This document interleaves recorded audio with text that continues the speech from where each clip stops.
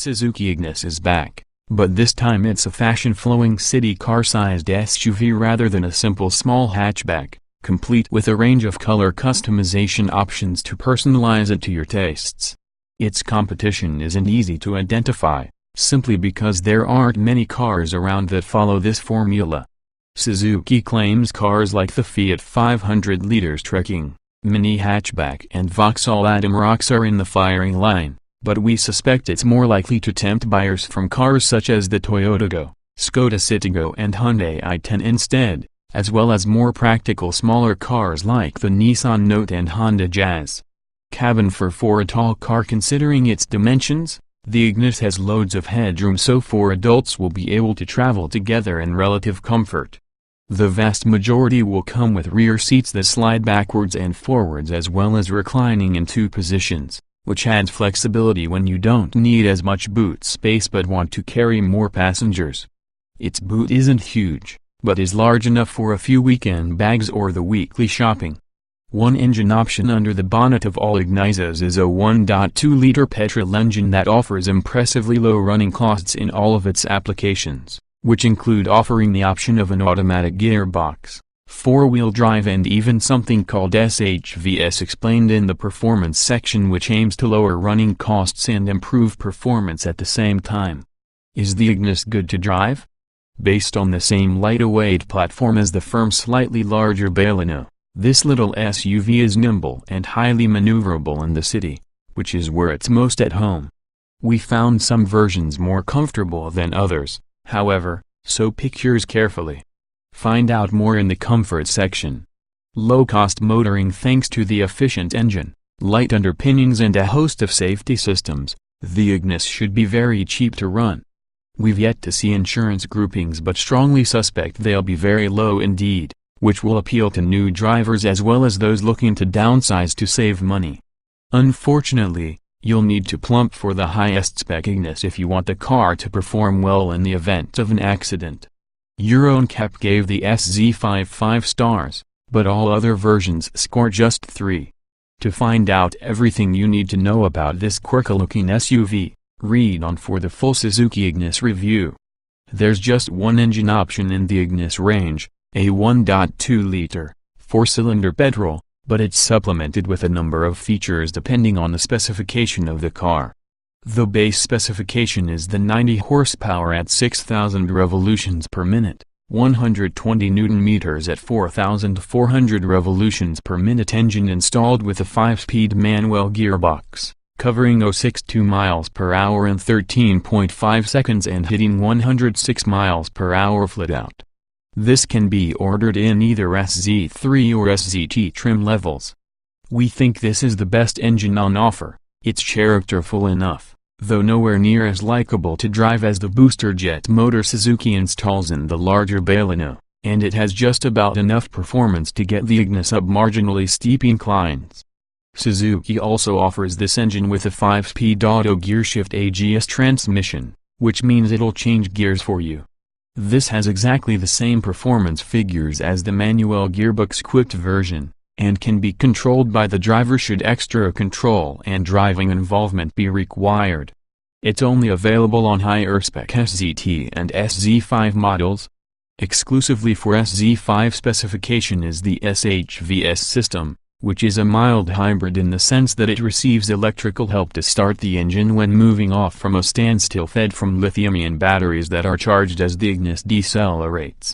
While there's absolutely no difference in peak power and torque ratings or top speed over the non-hybrid model, the official 0.62 miles per hour time drops to 11.4 seconds. We found this engine felt flatter in its power delivery, meaning that while on paper it's faster, it's less engaging to drive and so less fun. Since 0.62 miles per hour times above 10 seconds are largely academic figures anyway, we'd suggest you save some cash and get the cheaper 1.2 unless you need any of the additional features only available on the SHVS. Finally, there's a version of the SHVS engine equipped with a part-time 4x4 system Suzuki calls All Grip Auto. With this the 0.62 miles per hour drops further to 11.1 seconds, making it the quickest Ignis on sale. but top speed also falls to 103 miles per hour, accomplished but not fun. Great in the city but not on motorway. Optional 4x4 system, relatively high towing capacity. You'll need to forego the Ignis and plump for a sportier Swift if you want to have fun in your small Suzuki, but in the main this diminutive SUV drives well, especially in the city where most will live their day-to-day lives. It's a tall car and there is a fair amount of body lean in corners if you're going too quickly, but most drivers won't have to worry about this. You do notice its weight, or lack of it, because the Ignis is very keen to change direction. We found the steering responsive enough to swerve in an emergency, and were impressed with the minute turning circle. That means the Ignis feels very maneuverable. It struggles a little on the motorway, however, because gusts of wind tend to catch the high sides of the Ignis and because it weighs so little, you have to apply corrections to prevent deviating from your lane. This can be disconcerting at times. To be honest, we can't see much point in going for the all-grip auto all-wheel drive system, because in the vast majority of cases the front-wheel drive Ignis has enough traction to cope. Furthermore, a set of winter tires will do as good a job, if not better, than paying extra for a top-spec powertrain. All versions of the Ignis have a braked towing capacity of 1,000 kilograms and a tow bar will be available as a dealer-fit optional extra. Interesting, customizable cabin touchscreen infotainment system. Decent driving position. In the past Suzuki has failed to deliver when it comes to cabin finishing. It's often the biggest criticism of new models, with the possible exception of the Vitara. But the Ignis does buck the trend on first inspection, with light and dark shades of hard plastic used to make the dashboard feel a lot more interesting than it could otherwise have been, albeit at the expense of making it appear busy. There's a curious plastic surround for the cup holders in the center console that feels awfully flimsy, though. You can bend it easily with one hand and it bows when you rest your leg against it. This, along with the air vent surrounds, can be customized to suit your personal color scheme requirements. We found the touchscreen infotainment system effective at what's likely to be a very low price point, but don't expect it to perform as quickly as more expensive setups.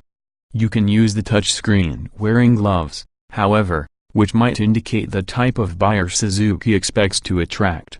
Unfortunately, the Ignis, like most cars at this sort of price, doesn't have a reach-adjustable steering wheel, so you can only change the height. We didn't find it too much of a struggle to get a decent driving position, though. The seats are manually adjustable and it requires a bit of contortion to use their angle adjustment. But the facility's there. Choose your Ignis carefully. This depends largely on the version you buy. The Suzuki Ignis is an unashamedly budget attempt at an SUV, but in the main cabin refinement could be worse.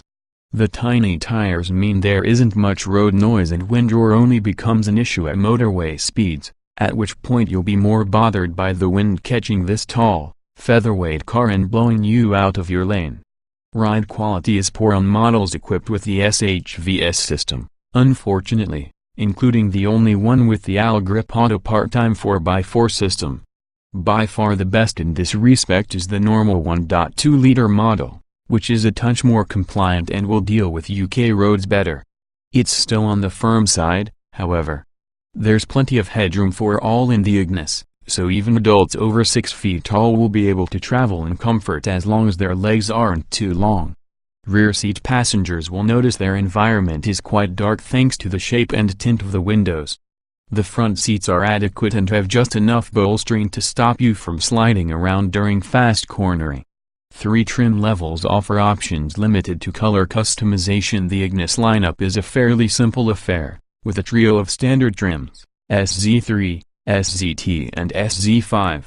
Standard Suzuki Ignis equipment at base spec SZ3 level, you can expect 5 seats including the fixed rear bench, 15-inch steel wheels, front electric windows, DAB radio, Bluetooth, 4 speakers for the stereo, aircon, tinted rear glass and a CD player. Moving up to SZT liberates the more practical sliding 2-seat rear cabin, roof rails, wheel arch extensions, 16-inch alloy wheels, sat-nav and rear view camera. Finally, at SZ5 level you can expect LED headlights, front fog lamps, indicators on the door mirrors, rear electric windows, a leather steering wheel, keyless entry and ignition, automatic aircon, an extra 2 tweeters for the hi-fi, cruise control and automatic braking. The only standard body color is red. Optional Suzuki Ignis accessories. There aren't any optional extras to speak of here other than some dealer-fit accessories such as a tow bar and a variety of paint colors, including the option of a two-tone design featuring a black roof. Basic safety kit as standard. Poor crash testing scores. Rival cars offer better packages during Euro NCAP crash testing in 2016. The Ignis didn't do well. While the SZ5 version gets 5 stars for its added features, the other 2 trims that we're expecting to be far more popular get a lowly 3. It's unusual for a car to score that badly these days. Standard safety kit on all Suzuki Ignis model includes 6 airbags, speed limiter, stability control, follow-me lights that stay on for a predetermined time after locking the car, a tire pressure monitoring system to gain the 5-star Euro NCAP rating. Higher spec SZ5 cars also benefit from a brake support system that can warn of an impending collision, prepare the brakes for optimum retardation, or even operate them automatically if the driver doesn't react sufficiently. Lane departure warning also features vibrating the steering wheel if the driver drifts out of their lane without indicating. The car will also warn you if it senses you're swaying while you drive, just in case you haven't felt it. Pick an Ignis with the AGS automatic gearbox or any SZ5 and you'll also get hill start assist as standard to prevent rolling back when setting off on an incline. Vehicles with the Grip Auto 4x4 system additionally get a hill descent control function to prevent the car going out of control, and a system called Grip Control that uses the brakes to prevent wheels from spinning if traction is low. Boot size varies with version. Rear seats slide and recline on some, adequate in cabin storage at a very basic level. SZ3 versions of the Ignis get 5 seats and all others get 4, but the rear 2 slide forwards or back 165 mm, meaning you can vary either rear seat space or boot size according to your needs. These sliding seats also recline at 2 angles. The Ignis's trump card is headroom, because all occupants get huge amounts. Legroom is slightly less generous in the rear, but 4 adults should be able to travel a fair distance in something resembling comfort. Boot space depends on whether you've got the Grip Auto 4x4 system installed. The extra underfloor packaging this requires means the luggage area capacity is 204 liters with the rear seats up and 490 with them folded. The largest boot size comes in SZ3 cars with their 5-seat configuration, measuring 267 and 501 liters respectively, while the other 4-seat models in the range have 260 liters behind the rear seats, expanding to 514 if you fold them away.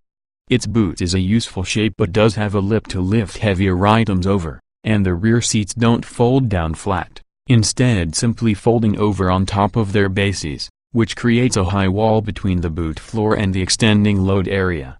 Inside the cabin there's a decent-sized twin-level glove box, bottle holders in each door and 4 cup holders.